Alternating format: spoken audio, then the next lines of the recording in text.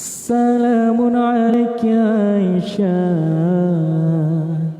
زوج رسول الله وأم المؤمنين يا عائشة يا ابنة الصديق حبيب رسول الله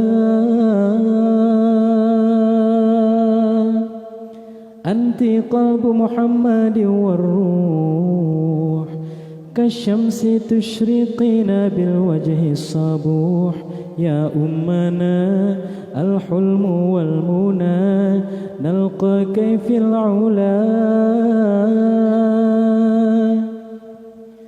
أمنا ketulusan cintamu pada Nabi dengan baginda kau selalu tulus berbakti selalu bersama hingga ujung nyawa kau di samping Rasulullah ummana akhbirina bihadithil yasiril qulub sayfilana nabiyana bisairid durub kam nashtaqu lahu ya ummana kam natuk ya ummana kam natuk.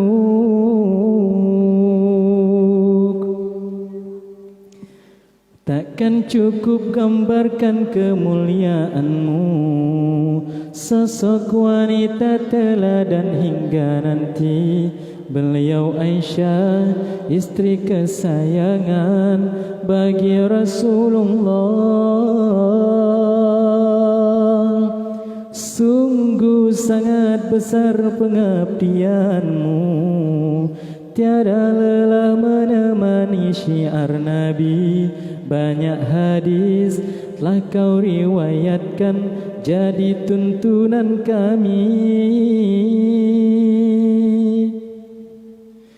Ummana ketulusan cintamu pada Nabi dengan baginda kau selalu tulus berbakti selalu bersama hingga ujung nyawa kau di samping Rasulullah ummana akhbirina ya hadithil yasiril qulub sayfilana nabiyana bisairit turub kam nashtaqu lahu ya ummana kam natuk ya ummana kam natuk.